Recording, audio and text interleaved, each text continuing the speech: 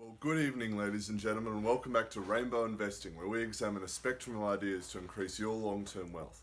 Now, today I want to talk about the type of investments that you might consider if you're a new investor. Now, the things I'm going to talk about are not actually individual companies, like I've talked about in other videos. I've picked these ideas because they're a simple and proven way to generate steady long-term returns. Now, before we get started, I just want to say that I'm not a financial advisor and I don't know your individual circumstances. So if you're thinking about looking into any of the investments I talk about today, please do your own research. These videos are just general advice and education. So today I'm going to talk about two different types of investments. One is ETFs, or exchange traded funds, and the other one is LICs, or listed investment companies. Now, the way an exchange traded fund works is, like its name implies, it's traded on the stock exchange, but it is not a company, okay? It is a fund which is usually made up of a bunch of companies, okay? So you're buying one symbol on the stock exchange, but through that fund, you're investing in a wide variety of different stocks, okay? Now, a listed investment company works in a similar way, but a listed investment company is actually structured as a company.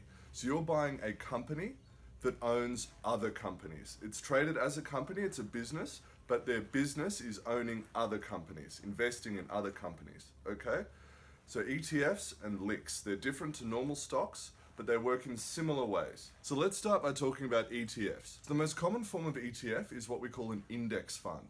Now, these ETFs invest in an index. It's usually a broad market-based index. So the most common ones in Australia are the ASX 200 and the ASX 300. These indices just follow the largest 200 or 300 companies on the Australian Stock Exchange. Now, there are a whole variety of different indexes. The most common American one is the S&P 500. So that follows the largest 500 companies in the US. But there are a variety of other ones, and we'll talk about a couple, okay? So let's get started. So the ETFs that I want to talk about today are index following funds. So each one of these follows an index. So let's start off with VAS. Now, VAS is run by Vanguard. They're a really famous ETF group. Now, VAS follows the ASX 300, so the top 300 companies in Australia. So if you put money into VAS, say you put $10,000, that $10,000 is divided into the top 300 companies in Australia. Now, obviously, this is a very broad index. So your money is going into the top 5 companies and all the way down to 300. So in every single company, you'll have part of your money invested. So this is obviously very broad. It captures, the good performers, the bad performers. So you get a really wide variety of results. Now, this is why this approach is favored. It's a very balanced, very measured approach. Now, with an ETF, the exchange traded fund, it just follows one rule, which is invest in the top 300 companies. It pays no attention to how the stock market is going. So if the ASX 300 drops 10%, your ETF will drop 10%. But if the ASX 300 goes up 20% over 1 year, your ETF will go up 20% 1 year. So this particular fund, VAS, trades on the stock exchange under this ticker symbol. And when you buy into it, you'll be buying a slice of the top 300 companies in Australia. So the next one I want to talk about is IVV. This is owned by iShares or BlackRock. And IVV trades in the S&P 500. So when you buy shares in IVV, you will buy shares in the top 500 companies in America. So that includes Netflix, Amazon, Apple, Chevron, Berkshire Hathaway, a whole bunch, 500 companies, a whole bunch of them. All right, so it works in a similar way to the ASX. If the 500 companies together go up 10%, your index fund will go up 10%. If the S&P 500 goes down, like it has in the last few weeks, IVV will go down by the same amount, okay? So it's another, if you want some international exposure to American shares, IVV is a great option, and it is one of the most popular ETFs in Australia and in the world. So the last one I want to talk about is IOO. Now, this is also run by iShares, but it works in a slightly different way. It invests in the top 100 companies in the world. So not limited to one country, so it contains a lot of American companies, some European companies, some British companies, some Asian companies. It all gets thrown in the top 100. So if a company you're looking at is in the top 100 companies globally, it will be an IOO. So obviously this is a very stable, a very predictable ETF, and it is also very popular. So these three ETFs, VAS, IVV, and IOO, are all very simple market tracking ETFs that are really easy to understand and would be a great place to start if you're thinking about investing in the stock market. Now, I also want to talk about LICs, listed investment companies. Now, these work in a slightly different way. LICs are normally actively managed, which means they don't just blindly follow an index the way an ETF does. So they'll often take steps to try and slightly outperform the market when it's going well. And if the market has a period of turbulence, LICs will often try to mitigate that for their shareholders. So, as I said before, they are actual companies. They pay tax, they run a business, but they invest in other companies. So the three LICs I want to talk about today are all traded on the Australian Stock Exchange. The first one is Argo Investments. The second one is Australian Foundation Investment Company, or AFIC. And the last one is WAM Capital. Okay?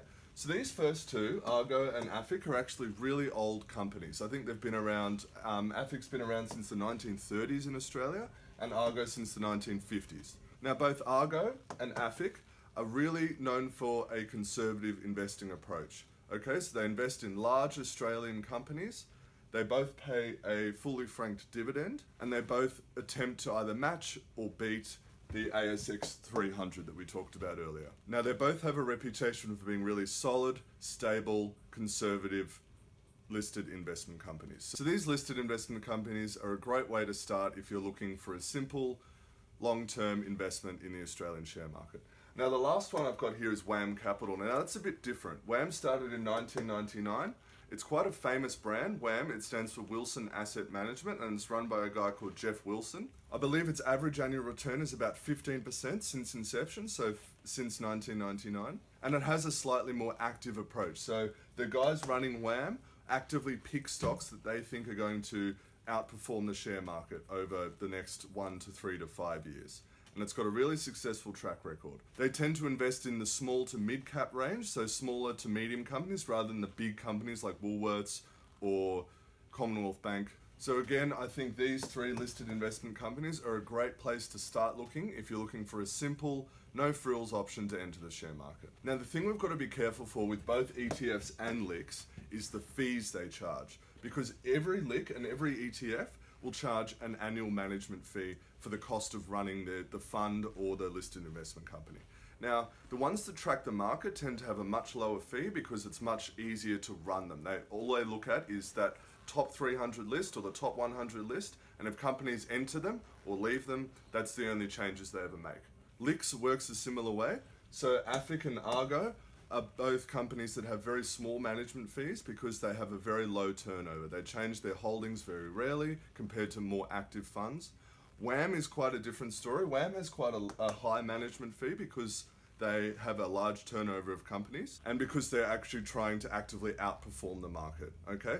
So whether you think that higher management fee justifies their outperformance is a matter for you, but all I'm suggesting is all three of these LICs and all three of these ETFs are a really good place to do some research, and because they're simple, easy to understand investments. But please do your own research before investing in any of these companies. I'm just giving you a brief overview, something to look for, something to look at if you're making your first investments in the stock market, all right?